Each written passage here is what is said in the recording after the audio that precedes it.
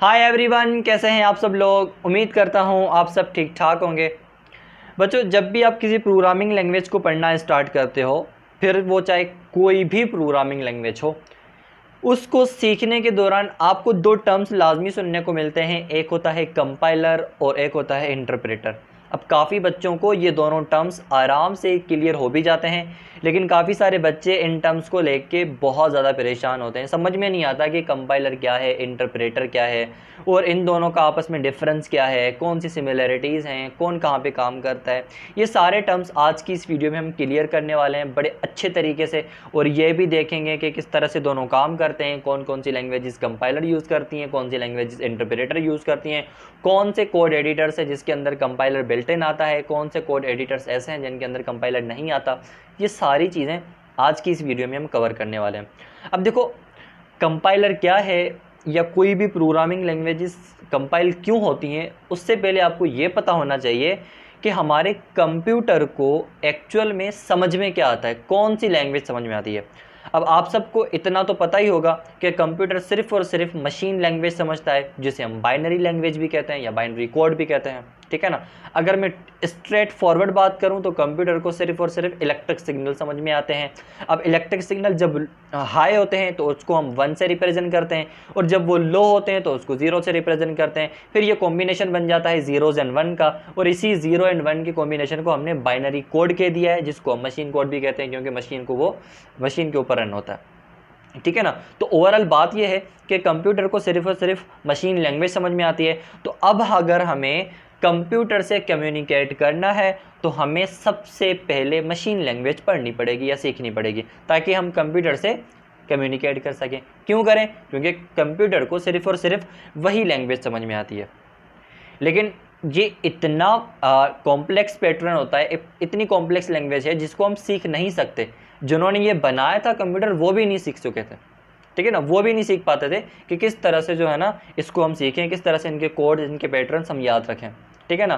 तो हम तो इसको सीख नहीं सकते, इसीलिए हमने क्या किया है, चीज़ों को हाई लेवल पे लेके गए हैं, ताकि एटलीस्ट हम समझ सकें और कोई ऐसी चीज़ हो जो उसको ऑटोमेटिकली जाके कन्वर्ट करके बता दे, ठीक है ना। तो मतलब ये है कि कंप्यूटर के अंदर हमारे जो वीडियोज़ होते हैं, जो ऑडियोज़ होते हैं, जो इमेजेस हैं, टेक्स्ट है, वो कंप्यूटर को नहीं समझ में आती। वो चीज़ें लो लेवल में कन्वर्ट होती हैं, फिर कंप्यूटर उसको समझता है, ठीक है ना।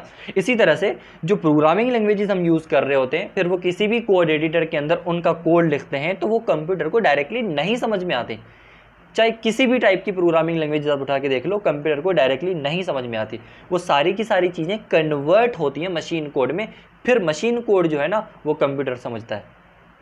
इसी तरह से जैसे अभी हमारा C++ का कोर्स चल रहा है, उसके अंदर हम C++ यूज़ कर रहे हैं, और कोड एडिटर कौन सा यूज़ कर रहे हैं, हम यूज़ कर रहे हैं डेव C++। तो डेव C++ के अंदर जब भी हम C++ का कोड लिख रहे होते हैं तो आपको ये बात जहन में रखनी है, ये जो कोड है डायरेक्टली कंप्यूटर नहीं समझता। इसीलिए हम क्या करते हैं, उस कोड को रन करने से पहले कंपाइल करते हैं। अब यहाँ पे कंपाइल करने का मतलब क्या होता है, हमारा कोड सारा का सारा कंपाइलर रीड करता है, ठीक है ना। क्योंकि कंपाइल करता कौन है, कंपाइलर करता है। तो कंपाइलर क्या करता है, हमारे कोड को पूरी तरह से रीड करके, ठीक है ना, उसको कन्वर्ट करता है एग्जीक्यूटेबल फाइल में, ठीक है ना। अब यहाँ पे एक और चीज़ भी आती है, ऑब्जेक्ट फाइल, उसको हम आगे डिस्कस करने वाले हैं। पहले हम देखते हैं कि कंपाइल करता क्यों है, ठीक है ना। क्या करता है, हमारे पूरे कोड को वो रीड करके, अगर उसमें एरर है तो एरर दिखाएगा, अगर एरर नहीं है तो डायरेक्ट क्या करेगा, एग्जीक्यूटेबल फाइल बनाएगा, और वही एग्जीक्यूटेबल फाइल कंप्यूटर चलाता है। मतलब उसके अंदर जो कोड होता है वो मशीन रीडेबल होता है, और मशीन रीड कर लेती है, और हमारा फाइल चल जाता है, ठीक है ना। इस तरह से कंपाइलर काम करता है। और जो इंटरप्रेटर होता है, इंटरप्रेटर लाइन बाय लाइन हमारे कोड को चेक करता है और उसको रन करवाता जाता है। ये किस तरह से काम करते हैं हम देखते हैं इनको, ठीक है ना। अब देखो, कंपाइलर क्या है, a compiler is a program that translates your entire code written in C++, Java into machine code. किसी भी लैंग्वेज में आप अपना कोड लिख लो, वो सारा का सारा कोड आपका कन्वर्ट होता है किसमें, मशीन कोड में, जो कंप्यूटर की लैंग्वेज है, जो कंप्यूटर समझता है। और ये बिफोर द प्रोग्राम रन, हमारा जो प्रोग्राम रन होता है उस रनिंग होने से पहले ये चीज़ें हो जाती हैं, मतलब हमारा पूरा कोड कंपाइल हो जाता है, एग्जीक्यूटेबल फाइल बन जाती है। जब एग्जीक्यूटेबल फाइल बनती है वही हमारी फाइल रन होती है, ठीक है ना। किस तरह से होता है, देखो हमारा कोड होगा और वो कोड कंपाइल होगा, और कंपाइल होने के बाद वो कोड हमारा कन्वर्ट होगा किस में, फाइल। अब ये कौन सी फाइल है, एग्जीक्यूटेबल फाइल है, और वही एग्जीक्यूटेबल फाइल क्या होती है, रन होती है। कुछ इस तरह से हमारा कंपाइलर काम करता है। उसके बाद इंटरप्रेटर क्या है, N interpreter translate your code line by line and runs it immediately, ठीक है ना। अब जिस तरह से कंपाइलर क्या करता है, कंपाइलर हमारे पूरे कोड को सबसे पहले रीड आउट करता है, उसके बाद उसके अंदर अगर कोई सिंटैक्स एरर है तो वो उस एरर को डिटेक्ट करेगा और टर्मिनल के थ्रू हमें दिखाएगा, और अगर कोई भी एरर नहीं है तो उसको कन्वर्ट कर लेगा एग्जीक्यूटेबल फाइल में, और वो एग्जीक्यूटेबल फाइल हमारी रन होती है।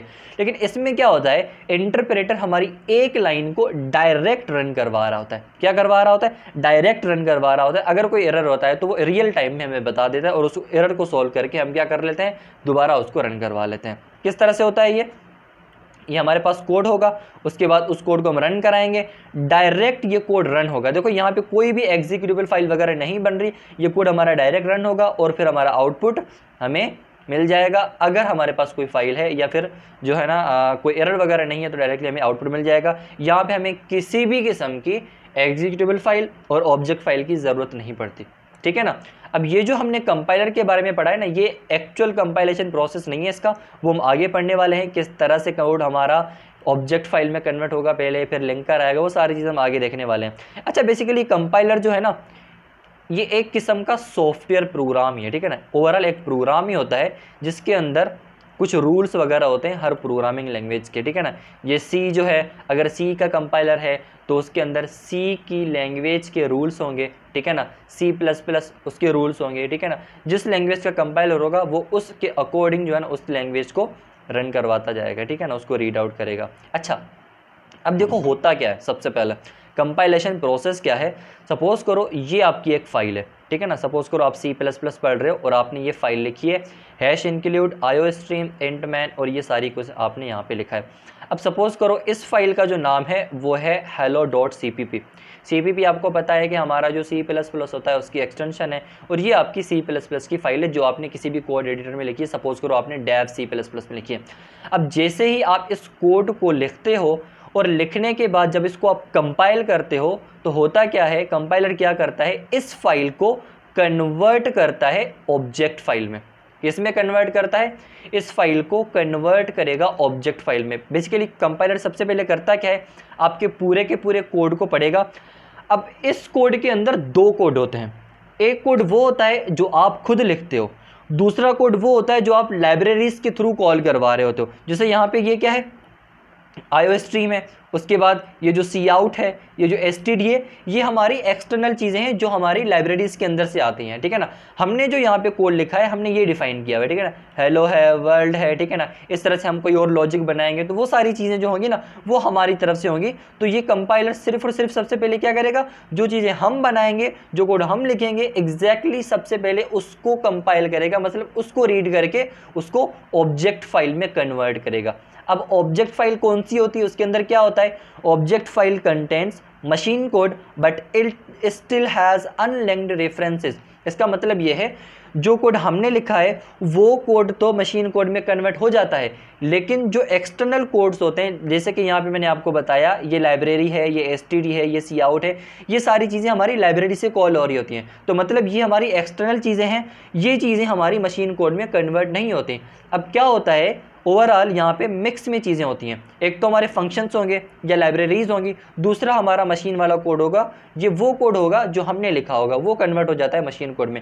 बाकी जो फंक्शंस होते हैं या लाइब्रेरीज होती हैं या स्टैंडर्ड लाइब्रेरी से हम जो कोई चीज़ कॉल करवा रहे होते हैं तो वो हमारी यहाँ पे कन्वर्ट नहीं होती मशीन कोड में। अच्छा, उसके बाद क्या होता है, ये जो ऑब्जेक्ट फाइल होती है, इस ऑब्जेक्ट फाइल को एक लिंकर होता है, वो क्या करवाता है, हमारी ऑब्जेक्ट फाइल को लिंक करवाता है हमारी डिफरेंट लाइब्रेरीज से, डिफरेंट फंक्शन से जो हम एक्सटर्नल तौर पे कॉल करवा रहे होते हैं। सपोज करो कैसे, देखो यहाँ पे अब ये जो है ना हेलो वर्ल्ड है या cout है, ये सपोज करो आपने डिफाइन किया है।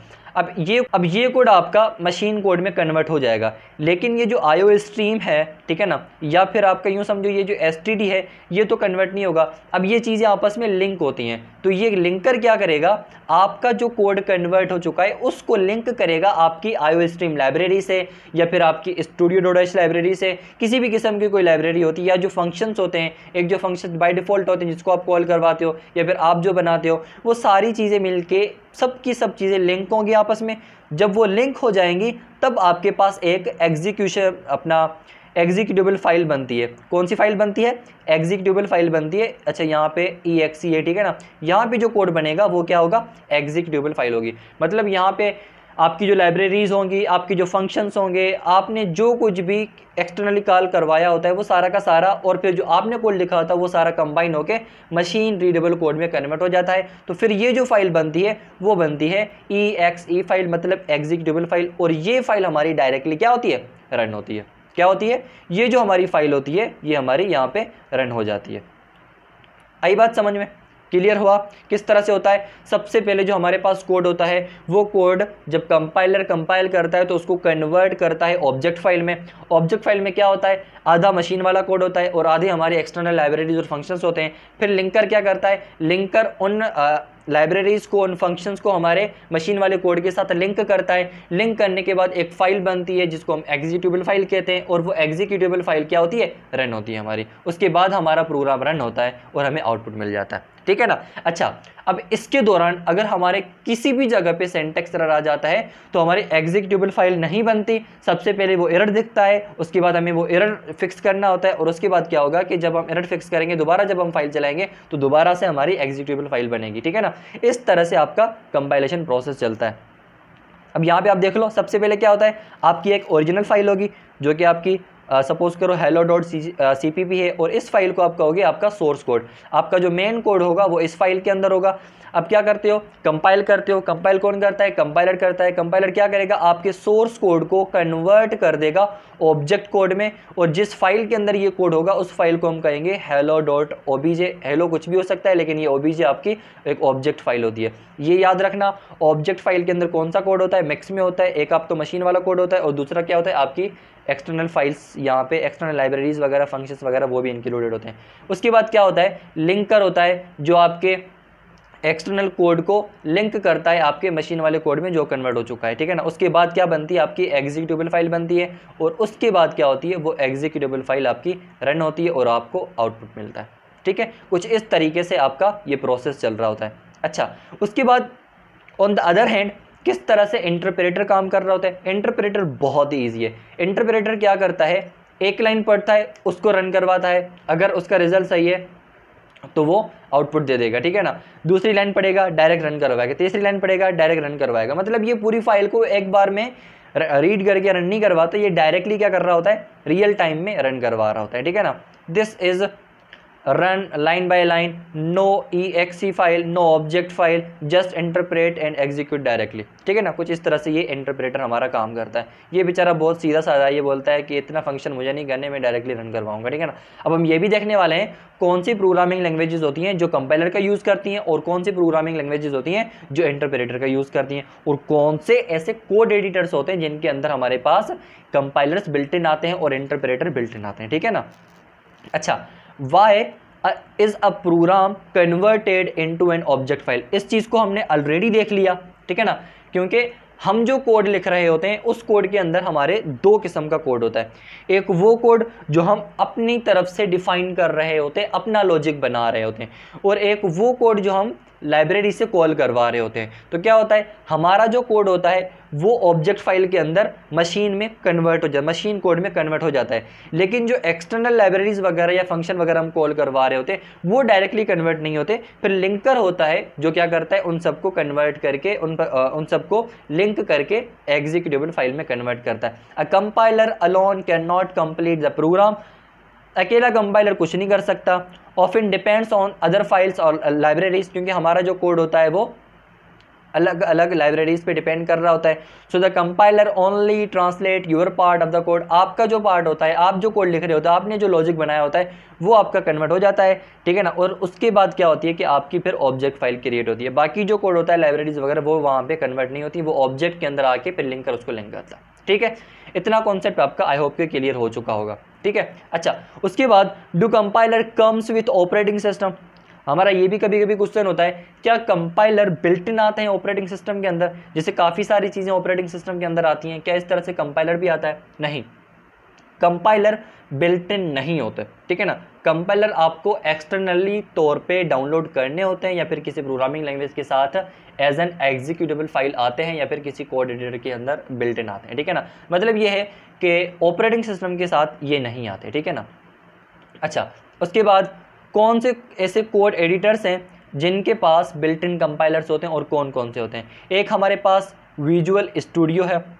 अब विजुअल स्टूडियो कोड अलग है, ये माइक्रोसॉफ्ट वाला है, ठीक है ना, विजुअल स्टूडियो। और VS कोड वो भी माइक्रोसॉफ्ट वाला है लेकिन वो अलग है, ठीक है ना। अच्छा, इसके अंदर C++ के लिए या C के लिए MSVC बिल्ट इन कंपाइलर आते हैं, ठीक है ना। इसका जो मैं आपको बता रहा हूँ ना कि ये वो नहीं है, इसका मेरे ख्याल से आपको जो अपना सॉफ्टवेयर का कलर कॉम्बिनेशन मिलता है वो वायोलेट होता है मेरे ख्याल से, या इंडिगो होता है कुछ इस तरह से, ठीक है ना। लेकिन ये जो VS कोड है ये ब्लू कलर का जो आता है ना वो आपको पता है, ठीक है ना, किस तरह से।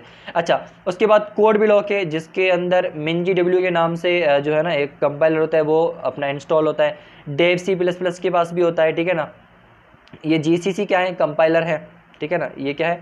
कंपाइलर है। और ये भी कंपाइलर डेव C++ के साथ आता है। हमें पता है कि हम उसको डायरेक्टली यूज़ कर रहे हैं क्योंकि उसके अंदर बिल्ट इन कंपाइलर होता है, ठीक है। उसके बाद टर्बो अगर आपने यूज़ किया तो उसके अंदर जो है ना बिल्ट इन कंपाइलर आता है। उसके बाद VS कोड के अंदर कंपाइलर नहीं होता, हमें एक्सटर्नली जो है ना डाउनलोड करने पड़ते हैं। उसके बाद एक्लिप्स है जो कि जावा के लिए यूज़ होता है। जावा के लिए तो उसके अंदर कंपाइलर है लेकिन C++ के लिए नहीं है, इसलिए उसके बाद यह है इंटेलीजे जो मोस्टली जावा के लिए यूज़ होता है। उसके अंदर भी जावा के लिए बिल्ट इन कंपाइलर आता है और कोटलिन के लिए भी आता है, ठीक है ना। अच्छा, उसके बाद कौन सी ऐसी प्रोग्रामिंग लैंग्वेजेस हैं?